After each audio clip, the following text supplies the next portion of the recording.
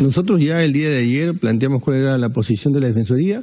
En síntesis, se trata de una norma que tiene como virtud poner en el debate la necesidad de regular la publicidad pública, que dicho sea de paso tiene una norma, pero es una norma muy general, que en gran medida no es lo que técnicamente se conoce como norma autoaplicativa, porque requería un reglamento que no existe hace 12 años. Muy bien, sobre este punto yo ayer hice una reflexión, dije, si realmente los medios de comunicación quieren que se regule, porque todos decían, nosotros queremos que se regule. Yo nunca he visto en ningún medio que se llame la atención de la falta de reglamento de esta ley.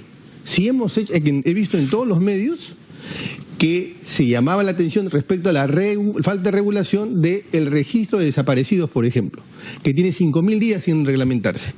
Pero sobre esto no he visto. Entonces yo sí creo que es importante porque hace que los propios medios caigan en la cuenta en la necesidad de que se regule la ley, porque necesitamos saber cómo se aplican estos fondos. Yo no estoy de acuerdo con que no hay campañas, sí hay campañas. El problema es que necesitamos medir la eficiencia de esas campañas. La efectividad, si estuvieron bien escogidos los medios, bueno, como lo hace cualquier privado. Nadie gasta su plata en publicidad sin después saber cuál fue el retorno de eso. El Estado no puede estar ajeno a esos estándares. Así es. ¿No? Que existen, que no hay que inventarlos. Las agencias de medios saben perfectamente cómo hacerlo. Por supuesto, ¿no? Y además también señalé que la norma por sí misma tiene una contradicción, porque ¿cuáles son las redes o las plataformas digitales más visitadas por los ciudadanos? Las de los propios medios. Por lo tanto, y son privadas, pues tendrías que contratar también con ellos. Y la norma proscribe la posibilidad de contratar con ellos. Y yo entiendo perfectamente la esperanza y la aspiración que tiene el señor Müller, la tenemos todos los peruanos, de que la conectividad sea total.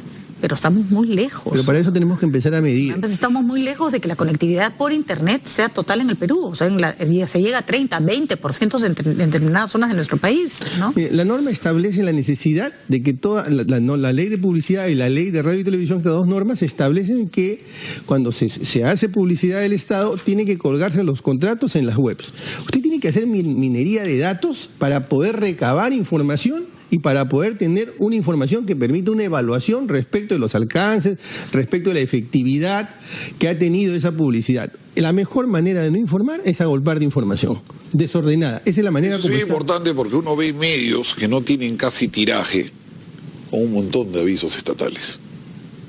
¿Y cuál es la efectividad, el costo-beneficio? ¿Por qué lo han puesto ahí?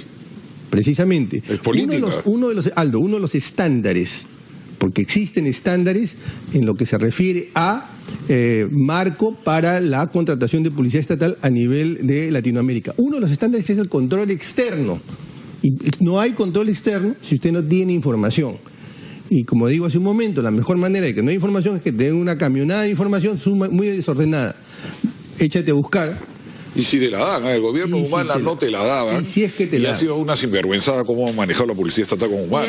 Habían medios que no deberían existir y que tenían muchísima publicidad. Hemos pasado de 30 millones más o menos que se gastaba en publicidad a 188 millones en publicidad. Es un salto bien importante. Pero ojo, este es el monto de publicidad del Ejecutivo, porque la norma tiene otro defecto. Tampoco regula los gobiernos, o sea, las instituciones autónomas, Poder Judicial, por ejemplo, el propio Parlamento, la propia Defensoría, que dicho de paso en este caso no tiene prácticamente nada de montos para la publicidad, pero ninguno de los organismos autónomos BCR tiene que cumplir la norma porque no le alcanza. Y que tenga alguna lógica el aviso, o sea, tiene razón Müller, la tía Sunedu era pues, un disparate, ¿no? Bueno, esa es la virtud. Es un disparate. Eso de la SUNEDU era tirar la plata por el mar. Pues, la tía no es el único caso. ¿Eh? No, un esfuerzo mínimo hay peores. El día. Pero perdón. Es el que enseñaba Vitocho, el que enseñaba Vitocho García Belaúnde, que ponía un aviso grande para cobrar, ¿qué cosa? 400 soles. Pero con el de la tía Sunedu, solo por ponerlo de ejemplo, estoy totalmente en desacuerdo en la forma como se había hecho el aviso, pero el fondo no era malo. Lo que pasa es que hay una cosa es criticar para qué se hace la publicidad y otra es, bueno, a todo el mundo le ha salido alguna vez un mal aviso publicitario. La idea era posicionar a la SUNEDU para que todo el mundo supiera que tu universidad tenía que estar certificada por este ente que existía. Claro, pero el resultado fue muy infeliz, pues tú veías el aviso es infeliz, pero la comunicación no es infeliz. El problema es, sobre eso se puede discutir, sobre lo que no podemos discutir es sobre la necesidad de informar y cuáles deben ser los medios, Yo ¿no? creo que esta ley nos pone en evidencia diversas situaciones y genera tareas para todos. Tareas para el Ejecutivo, sin necesidad que se apruebe o no la ley, reglamentar la que ya existe.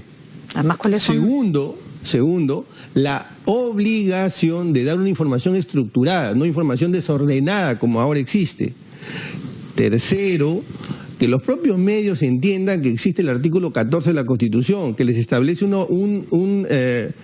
obligación, un deber de colaboración respecto de todos estos temas, y más cuando hay desastres, y más a la radio y a la televisión, que utilizan un bien público para poder transmitir o para poder realizar su trabajo. Hemos Entonces, yo creo que comprendido hay sus tres tareas puntos. para todos. Se ha aprobado la semana pasada en el Pleno de nuestro Congreso respecto de los derechos de las personas en la reconstrucción con cambios de las personas damnificadas por el niño costero.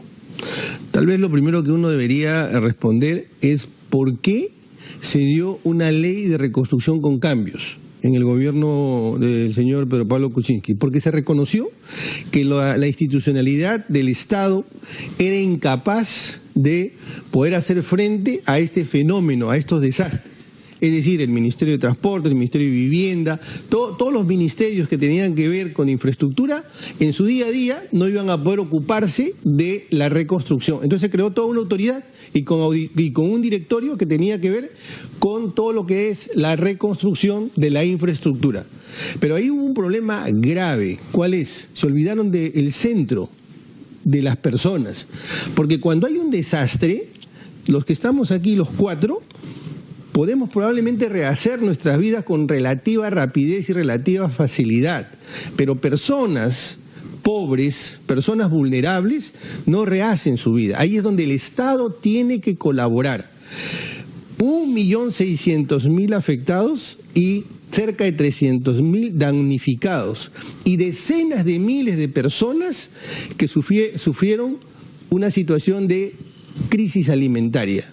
¿Qué sabemos de eso? Hemos visto en la semana pasada en varios medios información de cuánto se ha avanzado en la infraestructura, pero no tenemos información de qué pasó con la alimentación, ¿Y de esta qué ley pasó con la en salud. qué contribuye? Esta ley, que tiene un año, no es que a la Defensoría se le haya ocurrido ahora.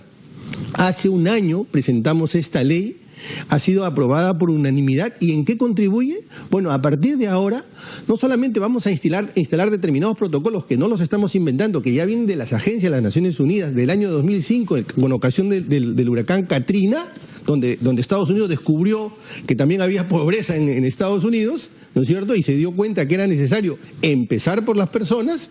Esos protocolos que ya tienen más de 10 años se van a poder implementar. Vamos a poder tener indicadores. Así como vamos a saber cuántos kilómetros se ha construido, vamos a poder saber cómo hemos hecho frente a la alimentación de los niños. Mientras estamos conversando, más de 50 o cerca de 50.000 niños no tienen aulas. Y 11.000 personas viven en albergues. Esos son indicadores que no podemos dejar de tener presente. La verdadera reconstrucción con cambios empieza por los derechos de las personas. Pero eso, por ejemplo, ha ligado el famoso presupuesto por resultados que nunca hemos tenido, que vamos avanzando a paso de tortuga, porque esa es una manera de que el indicador se traduzca luego en la cantidad de plata que vas a necesitar el próximo año, ¿no? Déjame decirte, Patricia, que el presupuesto por resultados es presupuesto de ejecución básicamente material. Justamente esto es lo que estamos planteando. Bueno, es algo por lo pronto, ¿no? O sea, te dan la plata. Pero en no es función. suficiente. De acuerdo. Pero no es suficiente. Habría que incorporarle resultados de otra índole, no solo... Estoy seguro que en la casa de todos nosotros lo primero que interesan son los niños, son las personas, y no si es que estamos solucionando un tema de infraestructura. Igual es en el Estado. Bueno, muchas felicitaciones entonces por la aprobación por unanimidad. Nos hace saber. Estoy seguro de que el esta ley. presidente, perdone que lo interrumpa, Fernando, estoy seguro que el presidente en breve va a promulgar esta ley. De hecho, creo que no soy infidente al informar que tengo una reunión con el presidente y él ha visto con mucha simpatía, mucho interés esta norma.